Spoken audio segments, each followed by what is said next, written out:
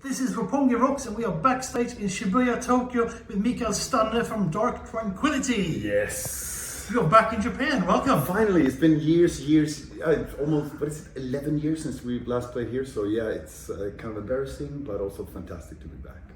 Indeed, I think the fans feel the same. I hope so.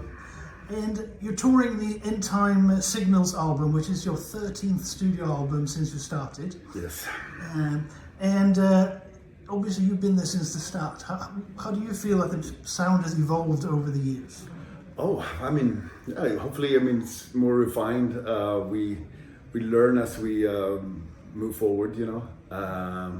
It doesn't get any easier, obviously, you know, because every album you have to kind of somehow take into consideration all the albums that we've done before. And how can we do something totally different now, but also in the same kind of vibe and mood or whatever. And so it gets harder and harder, but at the same time the reward is even greater every time we feel that we come up with something that we feel is original and new. And last couple of years things have shifted a lot in the band, which meant that it's kind of like a different songwriting technique and songwriting process nowadays. So for this latest album, it was Johan Reynolds, Martin Brännström and I, and who were kind of it's just us writing, and that was very, very different and put a lot of pressure on, I think, but at the same time, I think it was less of a compromise and more of a kind of like, how do we get exactly where we want to be? Yeah. And that was interesting and very rewarding too, because I think we got there.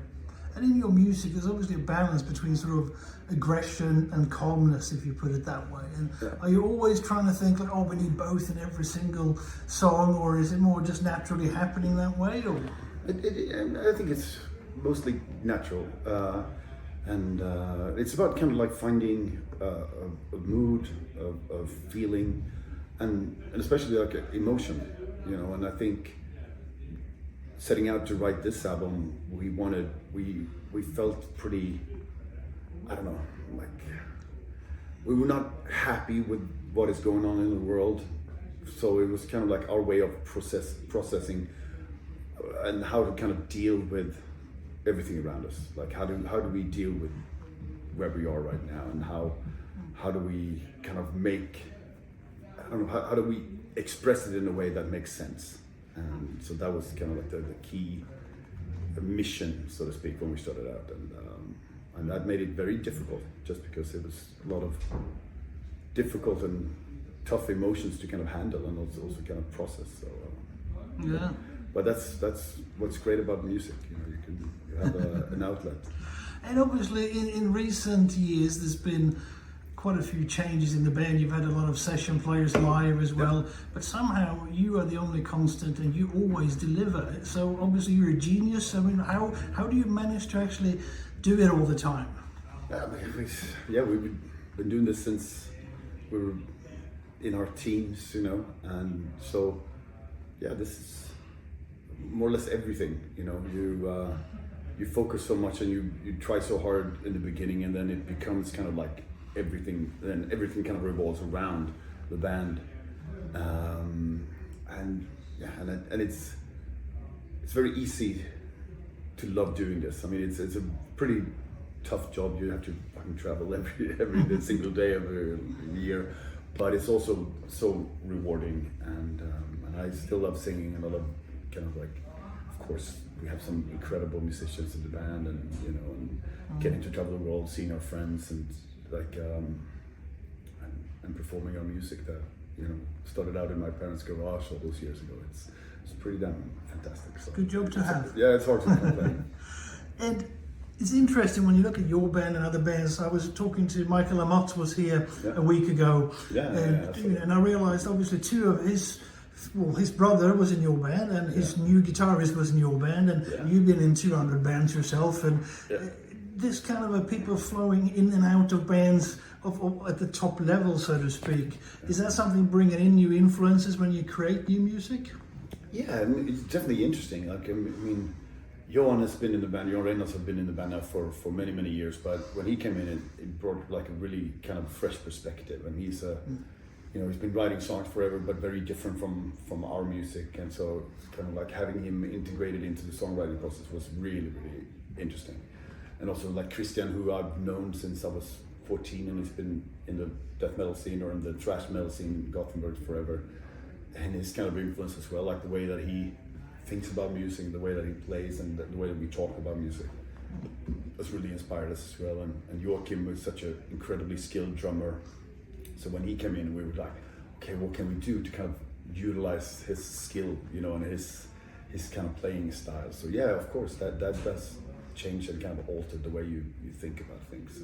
Because obviously you were in Flames, you were in Hammerfall, now you're in 3-4 bands and projects at the same time. Are you a workaholic? Is it one band not good enough is it not? I'm definitely not a workaholic. I don't like to work, but I don't consider this work in the same way, it's other things. But it's become a lot of work. I think what happened, what was it, like 4 years ago, right before the pandemic, was that I was kind of felt inspired and I decided to kind of say yes to things instead of saying no to all kind of like offers and suggestions and kind of like ideas about doing other projects. And I was like, no, and I've always said no to everything, and because I realized I don't have time or I don't have the energy or whatever.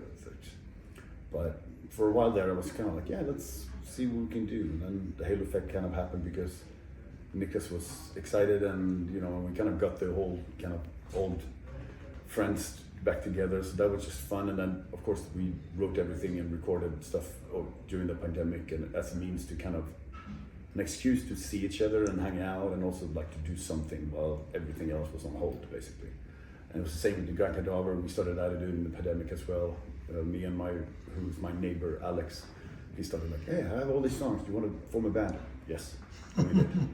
And then Marcus and Santeri texted me kind of like, hey, we're putting a band together, like we want to do some 80s emo goth stuff, are you in? I was like, yes, I'm in, let's do it. And that's how it happened. So, but I have to suffer for it now because I have to say no to a lot of things because of time limitations. But other than that, it's been fun.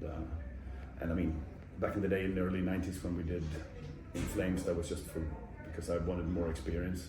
So we just did one album, and Hammerfall was like 2 years of being in a rock contest in Gothenburg. So it was never kind of serious. We did 2 shows, I think, ever that I sang there. But it was fun. I mean, it's all a learning experience. Yeah. Well, the results were pretty good. And now you're in the middle of an Australian and Asian tour that still has, a few Japanese gigs and Chinese gigs coming up. Yeah. And what's coming up after that? In a week's time, I think we will go home.